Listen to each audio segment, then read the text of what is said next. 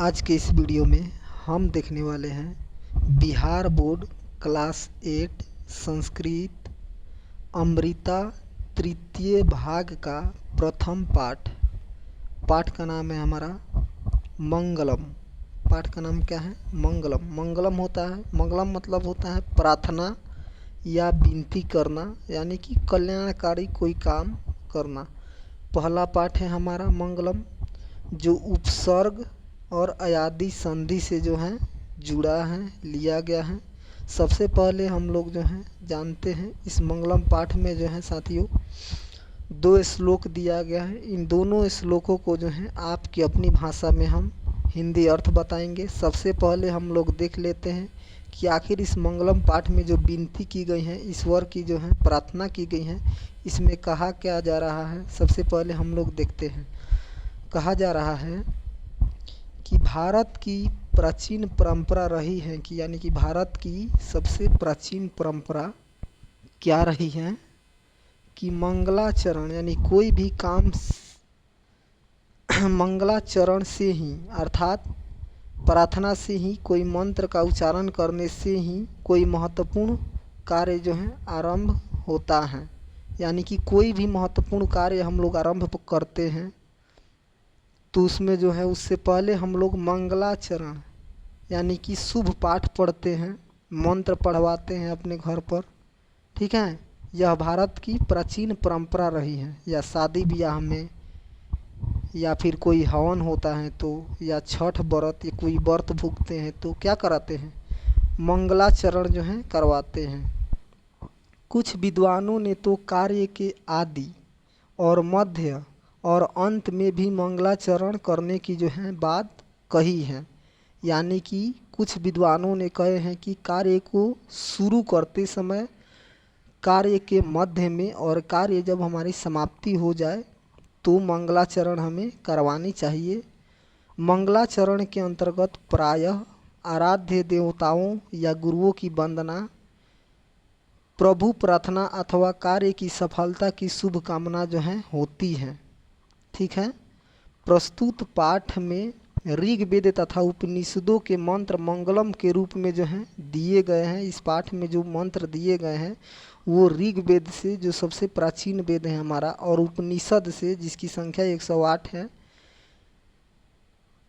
इससे जो हैं श्लोक लिए गए हैं जिनमें सहयोग एवं गुरु शिष्य के अभ्युदय की जो है कामना की गई है। गुरु शिष्य के प्रति प्रेम दर्शाया गया है एवं आपस में जो इनका संबंध बना रहता है उसके बारे में जो है बताया गया है।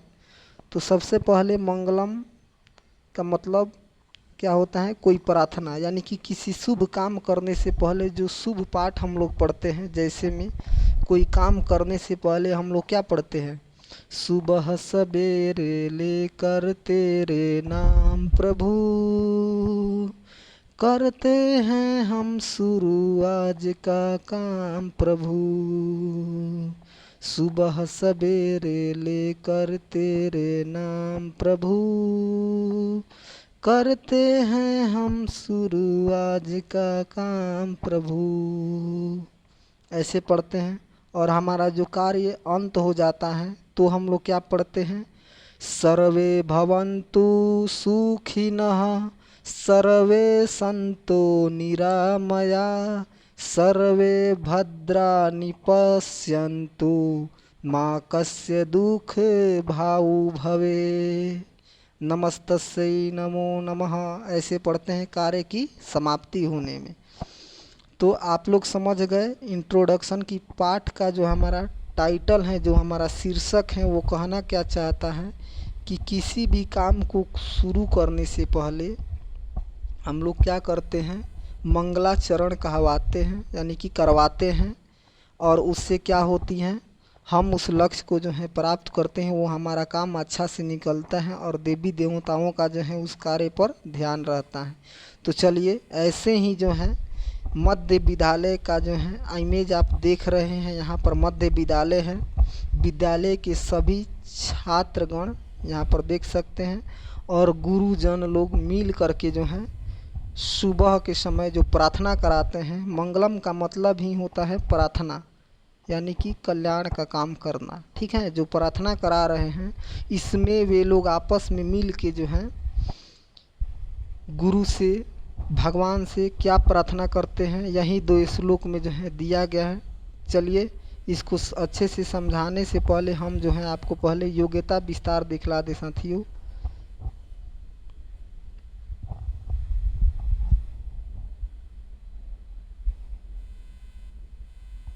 आप यहाँ योग्यता विस्तार में देखिए नीचे दिया गया है कि प्रस्तुत पाठ में ऋग्वेद के अंतिम सूक्त का एक मंत्र है।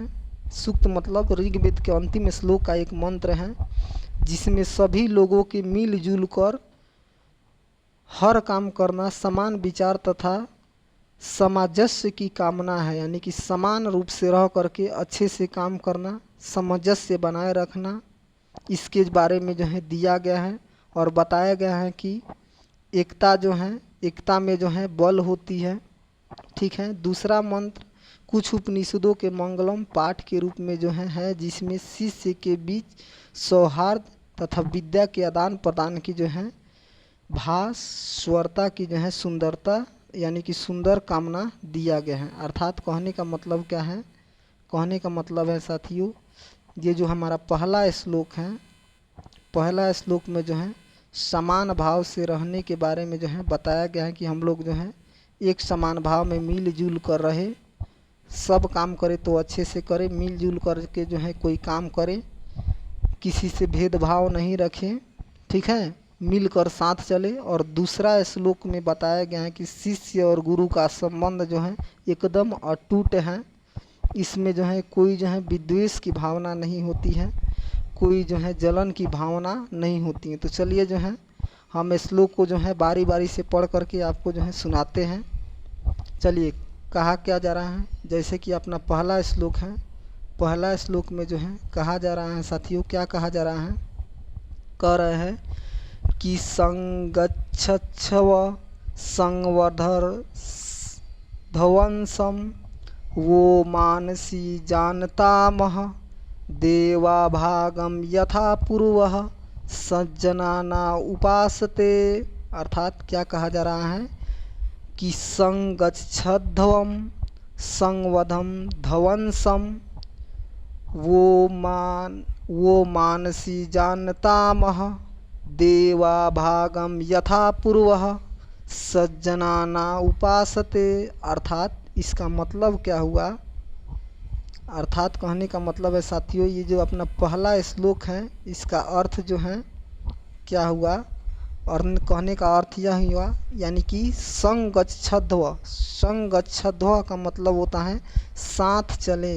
यानी कि प्रार्थना कर रहे हैं शिष्य और गुरुजन और भगवान से कह रहे हैं कि हे प्रभु हम लोग साथ चलें। संवदध्व, संवदध्व मतलब साथ बोले, वो मतलब तुम्हारा, मानसी, मानसी मतलब मन, और संग जानतामह मतलब हमारा जो मन है वो एक समान जो है चिंतन करे, ऐसा हमें वरदान दीजिए। अर्थात कहने का मतलब है कि ये पहला श्लोक में बताया जा रहा है कि हे प्रभु हम लोग साथ चलें, साथ बोले। ठीक है, हम लोग हर इंसान साथ चले, मिलजुल कर चले, हमें मिलजुल कर चलना चाहिए, हम लोग साथ बोले, हमारा मन जो है एक समान होना चाहिए। आगे कह रहे हैं कि देवा भागम यथा पूर्वे सज्जनाना उपासते, वैसे हम लोग रहें जैसे देवा, देवा मतलब देवता, भागम, भागम मतलब हिस्सा, यथा, यथा मतलब जैसे। ठीक है, पूर्वे, पूर्वे मतलब पहले, सज्जनाना, सज्जनाना अर्थात सज्जनन एक शब्द होता है जिसका मतलब होता है सभी को एक समान देखने वाले, सभी जीवों के बारे में सोचने वाले, और एक अर्थ होता है अच्छे विचार वाले। ठीक है, तो अच्छे विचार वाले, उपासते, उपासते मतलब ग्रहण करते हैं। हम लोग वैसे रहें आपस में भाव मिलाकर जैसे देवता गण, यानी कि जिस प्रकार देवता लोग जो हैं हवन में, हम लोग जो यज्ञ में जो फल चढ़ाते हैं, नारियल चढ़ाते हैं, तो उन दिए गए फल को एक समान बांट कर उन लोग ग्रहण करते हैं, वैसे हे प्रभु हमें वरदान दीजिए कि हम भी वैसे एकत्व भाव से मिलकर रहे। आप लोग बताइए, क्या आप बता सकते हैं कि पहला श्लोक का जो है हिंदी अर्थ आपको समझ में आया? सुनिए, एक बार और सुनिए। पहला श्लोक में कहा जा रहा है कि संगच्छध्व स्वदद्व स्वा मानसी जानतामह देवा भागम यथा पूर्वे सज्जनान उपासते। अर्थात हे प्रभु हम लोग साथ चलें, साथ बोले, साथ मिलकर रहे, हम लोग एक साथ आपकी चिंतन करें, हमारा मन एक समान हो, हम लोग आपस में मिलकर रहें तथा किसी चीज़ का ऐसे उपयोग करें जैसे, जैसे क्या, जैसे देवता लोग जो हैं यज्ञ में दिए गए फल को, हवन में दिए गए फल को आपस में बांट करके जो हैं भोग लगाते हैं अर्थात ग्रहण करते हैं, वैसे हम लोग में भी आप एकता की भाव जागृत कीजिए। आप लोग को समझ में आ गया होगा। दूसरा श्लोक है अपना, दूसरा श्लोक है बच्चों, दूसरे में कह रहे हैं कि सहनावत्व सहनौ भुनक्तु सह वीर्ये करवावहे तेजस्वी नावधिवस्तमस्तु माँ विद्विषावहे। अर्थात सहनावस्तु सहनौ भुव सहनौ भून वक्तु सह वीर्य करा वावहे। अर्थात कहने का मतलब है सह मतलब साथ, यहाँ सह मतलब साथ, नाव वस्तु, नाव वस्तु मतलब हम दोनों की रक्षा करें एक साथ, सहनौ भुनक्तु, सहनौ भुनक्तु यानी हम दोनों शिष्य और गुरु आपस में मिलकर रहे। ये दूसरे मंत्र में हम पहले ही बता दिए हैं कि शिष्य और गुरु के विषय में जो है कहा गया है, तो हम दोनों शिष्य और गुरु एक साथ मिल करके, और भुनक्तु, भुनक्तु मतलब किसी चीज़ को मिल करके खाना, किसी चीज़ को हम लोग मिल करके खाए। आगे कह रहे हैं सहवीर्य करवावहे, और हम लोग की जो है जो शिक्षा ग्रहण कर रहे हैं वो वीर्य हो, अर्थात यश प्राप्त करावे, हमें तेजस्वी बने हम। ठीक है, तेजस्वी नावधिमस्तु माँ विद्विषावहे। अर्थात हम मनुष्य जो हैं हम लोग तेजस्वी बने, हम दोनों को जो है अधितम, नव अधितमस्तु यानी नव मतलब हम दोनों के, अधितम मतलब जो हम लोग वस्तु का विषय, वस्तु का ज्ञान अर्जन किए हैं वो हमें जो है क्या करे, यश प्राप्त करावे। ठीक है, माँ विद्विषावहे, माँ विद्विषा मतलब हम दोनों का जो मत, यानी कि हम दोनों में कभी विद्वेषा, विद्वेषा मतलब विद्वेष, जलन की भाव उत्पन्न नहीं हो। तो आपको समझ में आ गया होगा कि सह नावस्तु सह न भुनक्तु सह वीर्य करवावहे तेजस्वी नावधिमस्तु माँ विद्विषावहे। अर्थात हे प्रभु, हे ईश्वर, हम सबकी रक्षा करें, हम साथ मिल कर के अध्ययन अध्यापन करें, और हमारी जो अध्ययन है वो हमें यश प्राप्त करावे, और हम लोगों में कभी विद्वेष यानी कि जलन की भाव उत्पन्न नहीं हो, हम लोग समान रूप से रहें। आशा करता हूँ जो आपको समझ में आया होगा। इसके आगे हम लोग देखते हैं, ये जो है शब्दार्थ दिया गया है, अगर आप इसे याद कर लेते हैं तो ये हिंदी अर्थ आप अच्छे से अपने से भी निकाल सकते हैं। ठीक है, आगे चलिए। आगे जो है प्रश्न उत्तर दिया है, इसे हम लोग देखते हैं। प्रश्न उत्तर में कह रहा है, क्या कह रहा है साथियों, मौखिक प्रश्न, यानी कि मौखिक प्रश्न में कहा जा रहा है, जो मुख से बोल करके आप लोग बताते हैं कि मंत्रो श्रावतः, मंत्रो श्रावतः, पहला प्रश्न है आपका मंत्रो श्रावतः, यानी जो मंत्र आप लोग पढ़े उसको सुनाना है। ठीक है, अभी जो मंत्र आप लोग को हमने पढ़ के सुनाया वैसे आपको जो है दोनों मंत्रों को पढ़ना है, तो आपकी जो आपका रियाज हो सके, आपका गला फ्रेश हो सके। उसके बाद कहा जा रहा है दूसरा प्रश्न कि स्व स्मरेण किंचतम मंगलम श्लोक श्रावयत, यानी कि अपने से कोई जो है मंगलम श्लोक, कल्याणकारी श्लोक जो है सुनाइए। तो अपने से कोई मंगलमकारी श्लोक हम सुनाते हैं। एक श्लोक है माँ दुर्गा की कि सर्वमंगलम मंगल्ये शिवे सर्वथा साधिके शरणये त्र्यंबके गौरी नारायणी नमस्तुते। ये आपको जो है सुनाना है, ठीक है। आप कोई भी श्लोक सुना सकते हैं अपने से जो याद किए हैं। तीसरा प्रश्न है आपका उच्चे गायत, यानी उच्च स्वर में गाना है। क्या गाना है? मंगलम भगवान विष्णु, मंगलम गरुड़ ध्वज, मंगलम पुंडरीकाक्षाय, मंगलाय तनोहरि। इसे जो है आपको उच्च स्वर में क्या करना है? गाना है, ठीक है। वैसे ही आगे हम लोग चलते हैं। रिक्त स्थानी पूर्यत, यानी रिक्त स्थानों को क्या करना है? पूरा करना है। जो रिक्त स्थान यहाँ पर आपको दिया गया है उसे क्या करना है? पूरा करना है। रिक्त स्थान में क्या कहा जा रहा है? डैश डैश दे करके संवदध्वः, यानी कि हम लोग साथ बोले। इसके पहले डैश डैश डैश दिया गया है, इसमें क्या भरना है? संगच्छध्वः, यानी कि हम लोग साथ चले।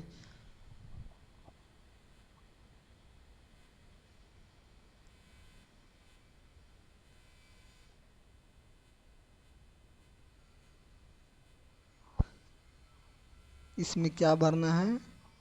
संगच्छध्वः,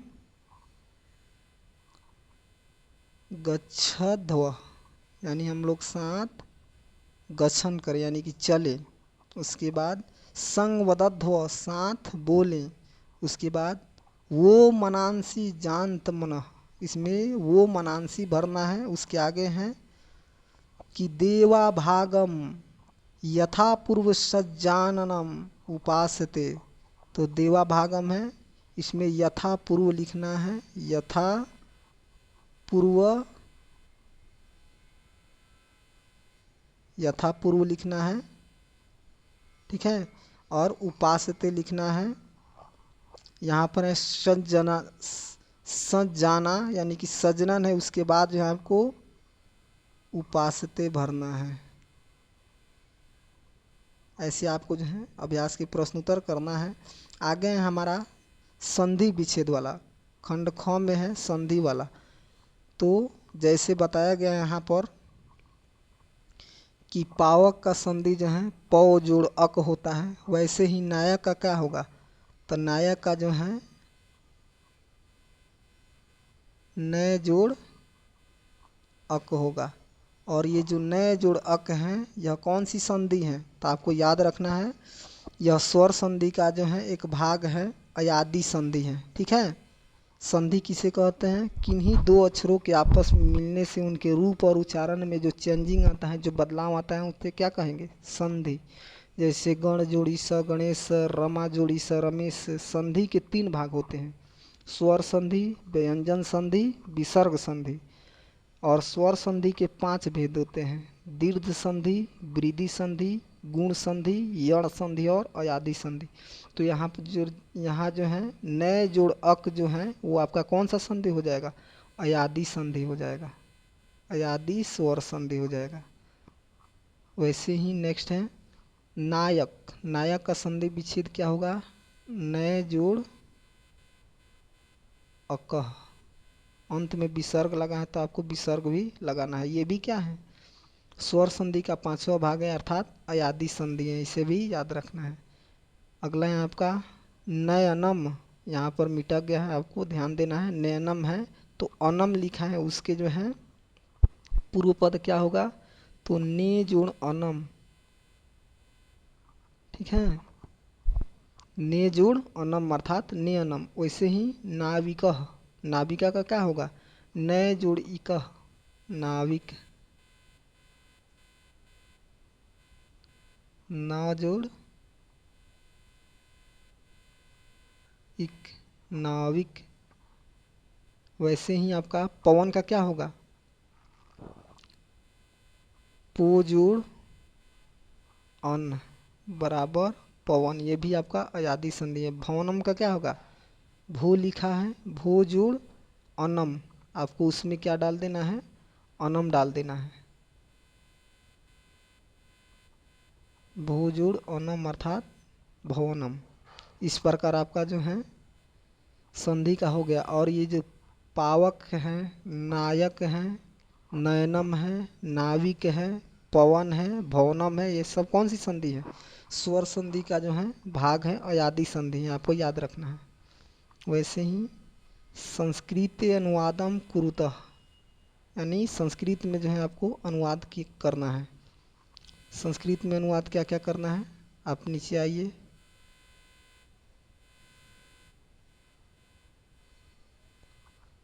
क में है, वह प्रतिदिन विद्यालय जाता है, इसका क्या हो जाएगा,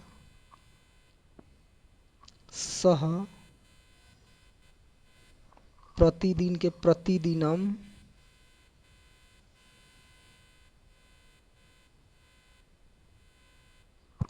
विद्यालयम, विद्यालय के विद्यालयम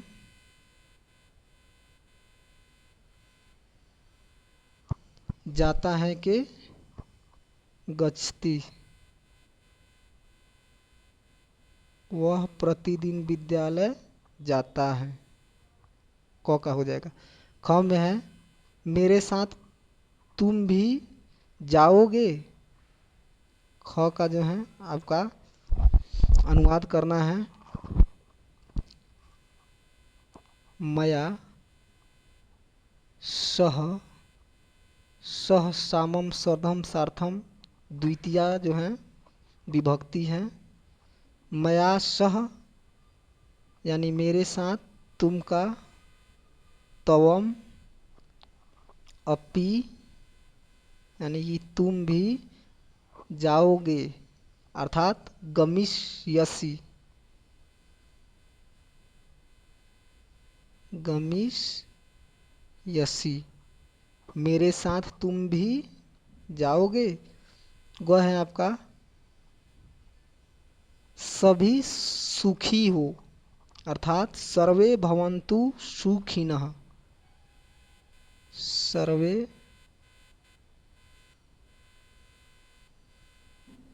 भवन्तु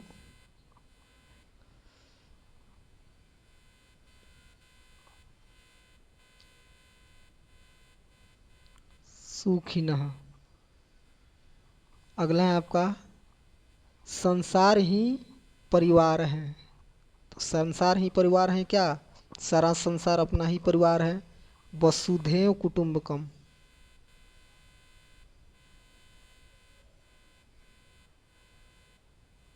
वसुधैव कुटुंबकम। आप लोग देखे होंगे रेलवे पर पृथ्वी बनाकर वसुधैव कुटुंबकम लिखा रहता है, यानी कि रेलवे हमारी क्या है, घर है।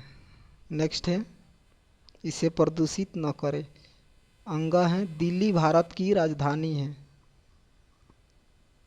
तो इसका क्या हो जाएगा, दिल्ली भारत की यानी भारतस्य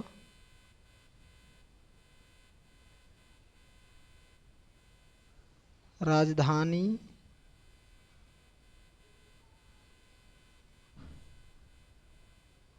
है यानी अस्ति। इस प्रकार आपका जो है अनुवाद वाला हो गया। नेक्स्ट है आपका वाक्यानि रच्यतः, यानी वाक्य में प्रयोग करना है इन वर्ड को। जैसे ऋतुराज का क्या हो जाएगा, वसंतः ऋतुराज कथ्यते, यानी कि वसंत जो है ऋतुओं का राजा कहलाता है। वैसे ही आपका दृष्ट वाक्य है, तो इसमें आपको बताना है चौरः राजपुरुषः